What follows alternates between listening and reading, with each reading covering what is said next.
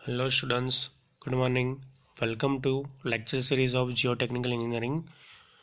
तो last time हमने basics of foundation नया यूनिट जो है वो देखना स्टार्ट किया था। प्रीवियस सेशन में हमने देखा था कि फुटिंग किसे बोलते हैं। हमने फुटिंग के दो मेन टाइप देखे थे, जिसमें फर्स्ट टाइप था आपका शैलो फाउंडेशन एंड जो सेकंड टाइप था वो था डीप फाउंडेशन। ओके, तो शैलो फाउंडेशन हमने स्टार्ट किया था डिटेल में देखने का कि शैलो फाउंडेशन किसे बोलते हैं। तो सबसे पहले शैलो और डीप में क्या डिफरेंस होता है वो आपको मैंने बताया था।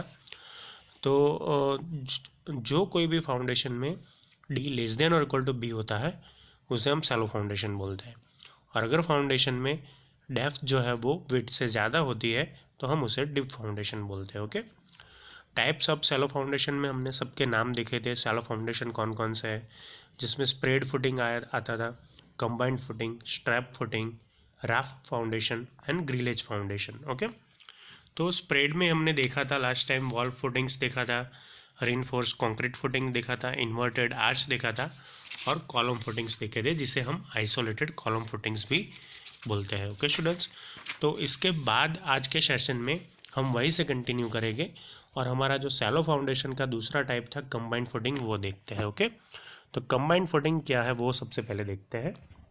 तो combined footing is supports two columns. Okay, combined footing जो है वो दो कॉलम को सपोर्ट दे सकता है। इट मे बी रेक्टेंगुलर और ट्रेपेजोइडल इन शेप, यानी कि वो ट्रेपेजोइडल भी हो सकता है और रेक्टेंगुलर भी शेप में हो सकता है। ओके, तो कंबाइंड फुटिंग बेसिकली दो कॉलम्स को सपोर्ट करने के लिए यूज़ किया जाता है, और उसका शेप जो होता है वो रेक्टेंगुलर, यानी कि मतलब जो रेक्टेंगुलर होता है या तो ट्रेपेजोइडल हो सकता है। Combined footing is provided.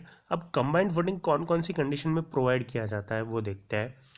When two columns are so close to each other that their individual footings would overlap. Okay, देखो अगर कोई दो कॉलम एक दूसरे के इतने नज़दीक हो कि अगर उसके इंडिविजुअल यानी कि हम उसके आइसोलेटेड कॉलम फुटिंग बनाएं तो वो एक दूसरे से ओवरलैप हो रहे हो डायमेंशन में, तो वो केस में हम वो दो कॉलम्स को कंबाइंड फुटिंग प्रोवाइड कर सकते हैं। ओके, जैसे कि ये फिगर में आप देख सकते हो कि यहाँ पे एक कॉलम है और यहाँ पे दूसरा कॉलम है। ओके, तो अगर ये दोनों के हम आइसोलेटेड फुटिंग प्रोवाइड्स करते हैं तो ये ओवरलैप हो जाएगी उससे, तो इससे बेटर है कि हम उसे कंबाइंड फुटिंग दोनों को एक ही जगह पे दे दें।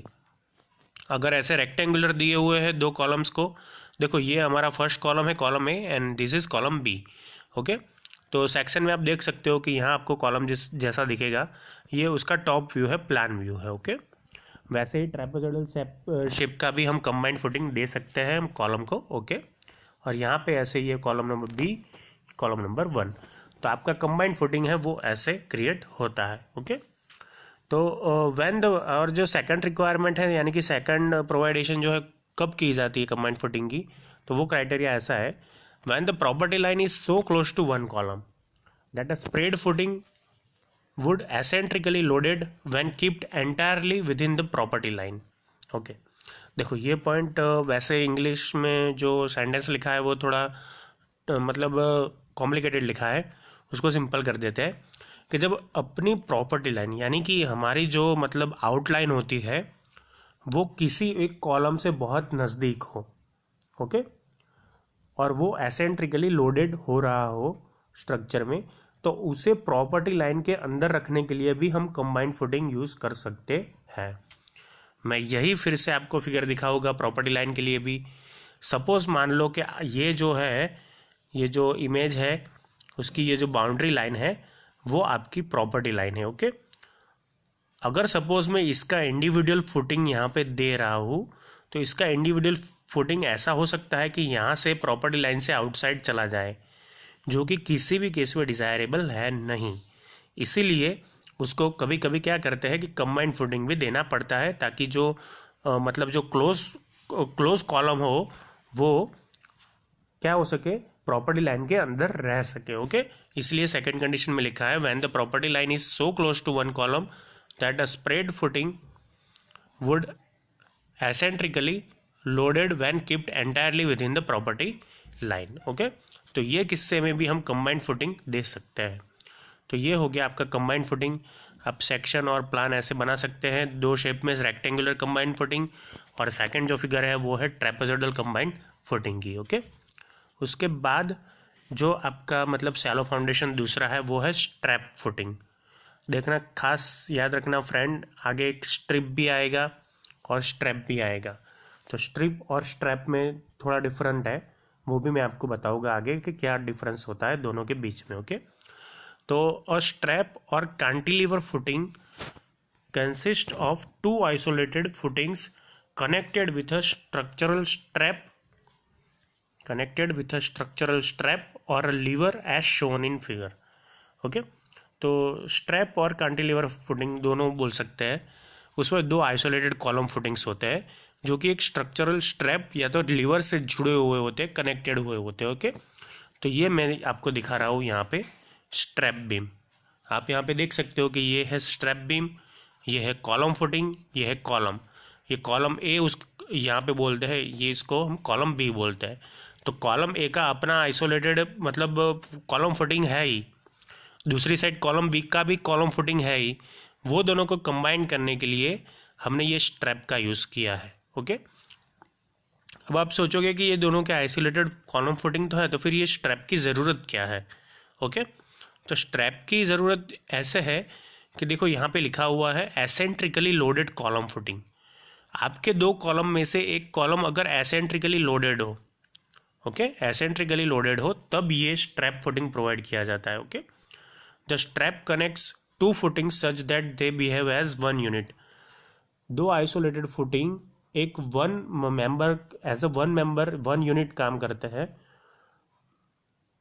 ऐसी कंडीशंस में हम उसे स्ट्रैप फुटिंग प्रोवाइड करते हैं। Okay, the strap simply act as a connecting beam and does not take any soil reactions. यानी जो आपका स्ट्रैप होता है वो एक कनेक्टिंग बीम का ही काम करता है, और वो क्या करता है कि कोई भी सॉइल का रिएक्शन अपने ऊपर नहीं लेता है। The strap is design as a rigid beam. Okay, strap को एक रिजिड बीम की तरह तैयार किया जाता है, यानी कि डिज़ाइन किया जाता है। और strap footing is more economical then a combined footing when the allowable soil pressure is relatively high and the distance between columns is large. देखो, अब देखो, आप सोचोगे कि दो कॉलम के आइसोलेटेड फुटिंग है, एसेंट्रिकल लोडेड है, तो हम कंबाइंड फुटिंग भी कर सकते हैं, तो स्ट्रैप फुटिंग ही क्यों। तो स्ट्रैप फुटिंग करने का एक ही रीज़न है कि और strap footing is more economical, वो इकोनॉमिकल भी है देन अ कंबाइंड फुटिंग, यानी कि कंबाइंड फुटिंग से इकोनॉमिकल है।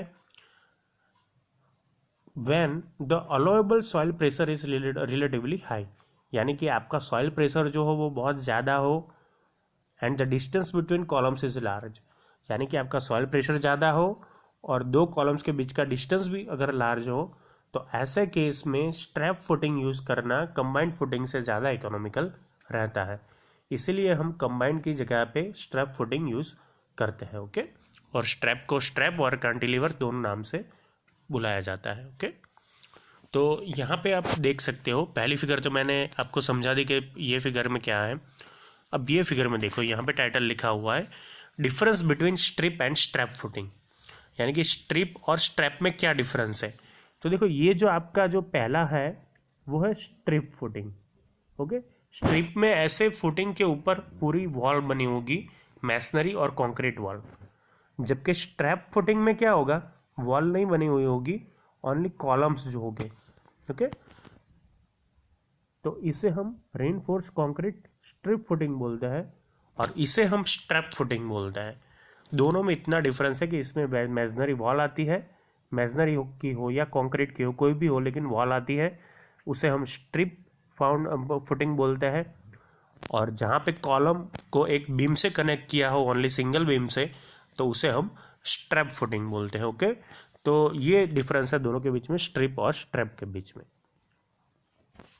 अब उससे आगे देखते हैं राफ्ट फाउंडेशन, कि राफ्ट फाउंडेशन हम किसे बोलते हैं फ्रेंड्स। ओके, तो आगे का ये दोनों जो टाइप है वो आपको समझ में आ गया होगा कि कंबाइंड फुटिंग किसे बोलते हैं, स्ट्रैप फुटिंग किसे बोलते हैं। ओके, स्ट्रैप और स्ट्रिप दोनों वर्ड मतलब कई बार मैच हो जाता है, मिक्स हो जाता है बच्चों को, लेकिन आपको खास ध्यान रखना है कि स्ट्रिप और स्ट्रैप में डिफरेंस है। ओके, इसलिए मैंने ये फिगर एडिशनली यहाँ पे डाली है ताकि आपको पता चल सके कि स्ट्रिप क्या है और स्ट्रैप क्या है। ओके, और मैं आपको बता देना चाहूँगा कि ये सारे जो अभी हम देख रहे हैं टाइप्स, वो शैलो फाउंडेशन के हैं। अभी हमने डीप वाले कोई भी नहीं देखे हैं। ओके, तो उसके बाद का आपका शैलो फाउंडेशन एक है राफ्ट फाउंडेशन।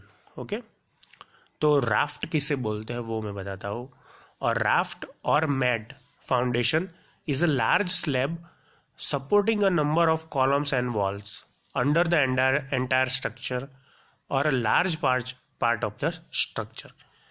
यानी जो ये राफ्ट और मैट फाउंडेशन है वो एक बहुत बड़ा स्लैब है जो नंबर ऑफ कॉलम्स को, बहुत सारे नंबर ऑफ कॉलम्स को और वॉल्स को, पूरे स्ट्रक्चर को मतलब फाउंडेशन यानी कि फुटिंग प्रोवाइड करता है। ओके, तो ये डेफिनेशन आप ये फिगर के थ्रू समझ पाओगे कि राफ्ट फाउंडेशन किसे बोलते हैं।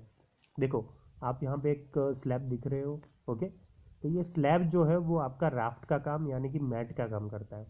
देखो मैट जो होती है वो कैसी होती है अपने घर में कि हम नीचे बिछाए रखते हैं मैट, तो वैसे ही ये एक कंक्रीट की पूरी मैट है। वो पूरी की पूरी मतलब ऐसे रेक्टेंगुलर या तो सर्कुलर शेप पे होती है, डिपेंड ऑन द यूजेबिलिटी कि हमें कहाँ इसे यूज़ कर रहे हैं। ओके, और उसके ऊपर बहुत सारे कॉलम्स हैं। यहाँ पे आप देख सकते हो कि टोटल 9 कॉलम्स हैं। तो 9 कॉलम जो है वो एक ही राफ्ट पे आए हुए हैं यानी कि एक ही फाउंडेशन पे ले किए हुए हैं। तो ऐसे फाउंडेशन को यानी कि ऐसे स्लैब को हम राफ्ट फाउंडेशन और मैट फाउंडेशन बोलते हैं। ओके, तो अब आपको डेफिनेशन समझ में आ गई होगी। और राफ्ट और mat foundation is a large slab, वो एक लार्ज स्लैब है supporting a number of columns and walls under the entire structure और large part of the structure. कई बार क्या होता है कि पूरा स्ट्रक्चर एक ही राफ्ट में आ जाता है, और कई बार ऐसा होता है कि कोई एक पोर्शन भी आ सकता है। स्ट्रक्चर का बहुत बड़ा पोर्शन जो है वो एक साइड का वो राफ्ट फाउंडेशन में आता है, बाकी के इंडिविजुअल कॉलम्स भी हो सकते हैं। ओके, और raft foundation is suitable under the following situation. Raft foundation कौन कौन सी जगह पे मतलब सुटेबल है वो देखते हैं। फर्स्ट केस है when the allowable soil pressure is low. जब आपका सॉइल प्रेशर लो हो यानी कि सॉइल की बैरिंग कैपेसिटी कम हो, तब आप राफ्ट फाउंडेशन यूज़ कर सकते हैं। When the structure loads are heavy, structure का लोड हो वो बहुत ज़्यादा हैवी हो आपके सॉइल प्रेशर के मुकाबले, तब आप उसे यूज़ कर सकते हो raft foundation. When the columns and walls are so close that their individual footings would overlap। Okay, जब देखो मैंने कंबाइंड में भी यही रीज़न बताया था कि कॉलम्स और वॉल्स इतने क्लोज क्लोज हो कि उसके अगर इंडिविजुअल फुटिंग बनाए तो वो एक दूसरे से ओवरलैप हो रहे हो, तो वो किस्से में हम राफ्ट फाउंडेशन का यूज़ कर सकते हैं। ओके, और फोर्थ पॉइंट है when there is a large variation in the loads on individual columns. यानी कि इंडिविजुअल कॉलम्स जो है individual when there is a large variation in the loads of on individual column, यानी individual columns के load में ज़्यादा variation हो, बहुत बड़ा वेरिएशन हो, तब आप जो है वो राफ्ट फाउंडेशन जो है वो यूज़ कर सकते हो। ओके फ्रेंड्स, तो ये है आपका राफ्ट फाउंडेशन। और पांचवा जो रीज़न है राफ्ट फाउंडेशन यूज़ करने का वो मैं आपको बता दे रहा हूँ। When foundation soil is not homogeneous and there are chances of different settlements. Okay, यानी कि सॉइल का फाउंडेशन होमोजेनियस ना हो यानी कि एक जैसा ना हो। ओके, उस कंडीशन में and there are chances of differential settlements, अगर सॉइल में सेटलमेंट्स हो रहे हो तो ऐसे टाइम में हमें राफ्ट फाउंडेशन यूज़ करना अच्छा रहता है। ओके, तो ये सारी कंडीशंस है कि हम राफ्ट फाउंडेशन क्यों यूज़ करते हैं। ओके, तो आप देख सकते हो कि बहुत सारे कॉलम्स एक ही स्लैब के ऊपर है, तो ये जो पूरा स्लैब है उसे हम राफ्ट फाउंडेशन बोलते हैं। ओके, अब प्रैक्टिकली आप देख सकते हो कि राफ्ट कैसे बनाया जाता है। ओके, तो यहाँ पे आप देख सकते हो कि देखो स्टील जो है वो पूरा का पूरा एक्सक्वेशन जहाँ पे किया हुआ है वहाँ पे लगाया हुआ है। मेरा कर्सर जहाँ जहाँ घूम रहा है वहाँ वहाँ आप देख सकते हो कि पूरा स्टील जो है वो मतलब ले किया हुआ है, और फिर ऐसे अलग से कॉलम कास्ट किए गए हैं। ओके, तो ऐसे फाउंडेशन को, ऐसे फुटिंग को हम बोलते हैं राफ्ट फाउंडेशन या तो मैट फाउंडेशन। ओके, तो ये हो गया आपका राफ्ट फाउंडेशन या तो मैट फाउंडेशन, दोनों में से आप कोई भी नाम से उसे डिनोट कर सकते हैं। ओके, देखो कोई भी साइड में एक्सक्वेशन होता है और एक्सक्वेशन किए जाने के बाद ही फाउंडेशन या तो फुटिंग लगाया जाता है। ओके, तो ये आपका प्रैक्टिकल फोटो है जो आपको बहुत ही अच्छा काम आएगा फाउंडेशन मतलब ढूंढने में, या तो फिर कौन सा फाउंडेशन है वो मतलब डिसाइड करने में कि कौन सा फाउंडेशन आपकी बिल्डिंग में है। ओके, तो ये आप इस पिक्चर यानी कि ऐसे पिक्चर की मदद से आप तय कर सकते हैं। ओके, तो उसके बाद जो है आपका जो मतलब लास्ट टाइप है आपका सैलो फाउंडेशन का, वो है ग्रिलेज फाउंडेशन।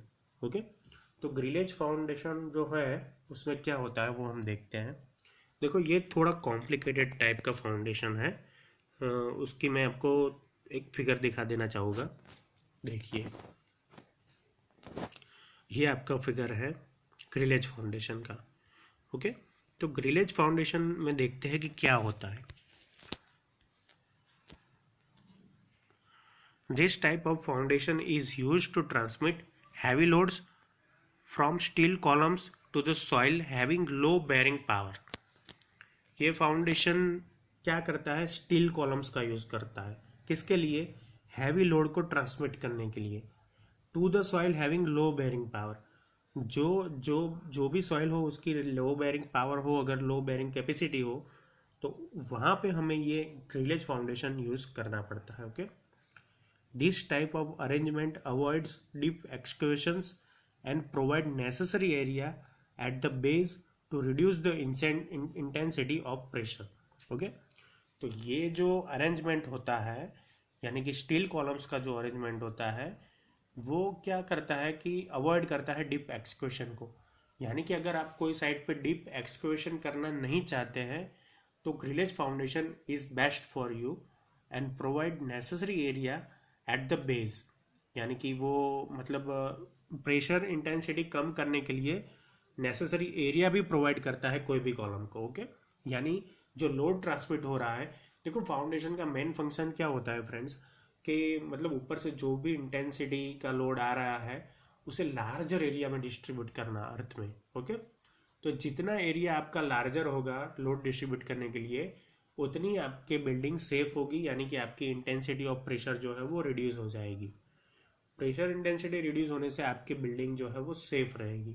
ओके, तो इस हिसाब से ये ग्रिलेज फाउंडेशन आपके लिए अच्छा है जब आपको डीप एक्सक्वेशन नहीं करना हो तब, और आपको नेसेसरी एरिया दूसरे कोई फाउंडेशन में अगर नहीं मिलता हो तो ग्रिलेज फाउंडेशन में आपको नेसेसरी एरिया जो है वो मिल जाता है। Okay, grillage foundation is made up of role steel joints यानी कि RSJ, यानी कि रोल स्टील जॉइंट्स से बना हुआ होता है, known as grillage beams provided in single और डबल टायर्स।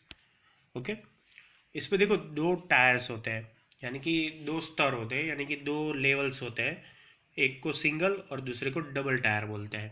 ओके, तो ये डबल टायर सिंगल टायर क्या है वो मैं आपको फिगर में दिखाता हूँ तो आपको अच्छे से पता चलेगा।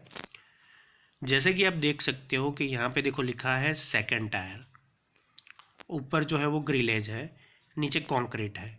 ओके, और बीच पे जो ये जो मतलब डॉट दिख रहा है वो सेकंड टायर है, और ये जो आपको स्टील की जैसे जॉइंट दिख रहा है वो आपका फर्स्ट टायर है। ओके, देखो ये इसमें आप लेयर्स पे अच्छी तरह से देख सकेंगे कि ये जो मेरा कर्सर या जहाँ पे घूम रहा है जो हॉरिजॉन्टल मेंबर्स है, वैसे देखने चाहे तो हमारे बाजू से ये जो है वो वर्टिकल मेंबर्स दिखेंगे और नीचे का जो लेयर है वो हॉरिजॉन्टल मेंबर दिखेंगे। तो यानी कि दो टाइप के मेंबर हैं यहाँ पे, हॉरिजॉन्टल और वर्टिकल मेंबर्स। तो ये हॉरिजॉन्टल और वर्टिकल मेंबर्स का एक जो मतलब पूरा ग्रिलेज बनता है, इसी की वजह से उसको हम ग्रिलेज फाउंडेशन बोलते हैं, और वो दो लेयर में होता है। ओके, ये फिगर देखो अब, नाउ यू कैन सी कि बॉटम और टॉप टायर क्या है।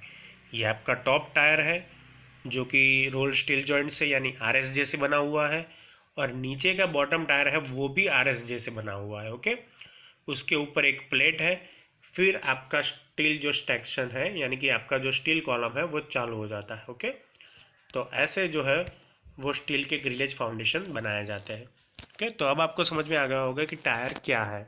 टॉप टायर यानी कि सिंगल टायर, डबल टायर क्या है। इन डबल टायर अरेंजमेंट में क्या होता है, at the top tier is laid the top tier is laid perpendicular to the bottom tier. Okay, double tier arrangement में क्या होता है कि बॉटम टायर के ऊपर जो टॉप टायर लगाया जाता है, बनाया जाता है, वो परपेंडिकुलर रखते हैं। टॉप और बॉटम एक दूसरे के परपेंडिकुलर रखते हैं। जैसा कि हमने फिगर में देखा था बिल्कुल वैसे ही। The grillage beams are held in position The grillage beams are held in position by 20 mm diameter spacer bar और 25 mm pipe separators। ओके, अब ये जो स्पेसर्स और सेपरेटर्स जो है वो क्या होते हैं वो मैं यहाँ पे आपको दिखाऊंगा। देखो, अब आप देख सकते हो यहाँ पे कि ये जो स्पेसर्स है वो यहाँ पे आप देख सकते हो जहाँ पे मेरा कर्सर घूम रहा है। ओके, तो ये जो है टॉप टायर और बॉटम टायर जो है उसके ऊपर है। ओके, तो उसे हम बोलते हैं स्पेसर। यहाँ पे भी आप देख सकते हो ये फिगर में कि ये जो ग्रिलेज जो ऊपर रखी हुई है उसे हम स्पेसर बोलते हैं। यहाँ से आपको क्लियर दिखेगी ये ग्रिलेज पूरे की पूरी, तो उसे हम स्पेसर बोलते हैं। ओके, तो वो जो है वो 20 mm डायमीटर के स्पेसर बार्स भी यूज़ कर सकते हैं या तो 25 mm डायमीटर के पाइप सेपरेटर्स भी हम यूज़ कर सकते हैं ग्रिलेज फाउंडेशन में। Okay, generally minimum clearance of 8 centimeter is kept between the grillage beams so as to provide facility for placing concrete। Okay, यानी कि ग्रिलेज बीम के बीच में हम 8 सेंटीमीटर का क्लियरेंस रखते हैं ताकि उसमें हम कंक्रीट प्लेस कर सके, यानी कि उसमें हम कंक्रीट इंसर्ट कर सके। Okay, in order to protect the beams against corrosion, a minimum cover of 10 cm is kept on outer sides of the external beams as well as above the upper flange of the tire। Okay, corrosion से बचाने के लिए 10 centimetre का cover जो है वो outer side of the external beam यानी कि एक्सटर्नल बीम के आउटर साइड पे और अपर फ्लैंज के अबव में दिया जाता है। ओके, टायर में, टॉप टायर में दिया जाता है। In case of lower beams, the concrete cover under the beam should be more than 15 to 20 centimeter। यानी कि लोअर बीम्स में क्या होता है कि concrete cover under the beam should be more than 50 to 20। यानी कि कई बार क्या है कि हमें मोर देन 50 टू 20 सेंटीमीटर भी कवर देना पड़ता है, और आगे के केस में यानी कि आगे के लाइन में हमने देखा कि मिनिमम कवर ऑफ 10 सेंटीमीटर भी दे सकते हैं। ओके, तो ये बात हो गई आपकी ग्रिलेज फाउंडेशन की कि ग्रिलेज फाउंडेशन कैसे मतलब क्रिएट होता है। ओके, तो आज के लेक्चर में हमने देखा कि कौन कौन से सैलो फाउंडेशन जो है वो हमें पढ़ने हैं। तो आपका कंबाइंड फुटिंग हमने देखा, फिर स्ट्रैप फुटिंग देखा, उसके बाद राफ्ट फाउंडेशन देखा, और लास्ट में आपका ग्रिलेज फाउंडेशन देखा। ओके स्टूडेंट्स, तो आज के लिए इतना। नेक्स्ट लेक्चर में हम देखेंगे कि डीप फाउंडेशन कौन कौन से है और डीप फाउंडेशन जो है उसे मतलब कौन कौन से टाइप्स हमें पढ़ने हैं, और आगे जो एसबीसी की जो कॉम्पिटिशन्स हैं कि एग्जाम्पल कैसे हमें मतलब परफॉर्म करने हैं वो सब हम देखेंगे नेक्स्ट लेक्चर में। Okay students, thank you for watching and keep watching for updating videos of Jio technical engineering. Thank you.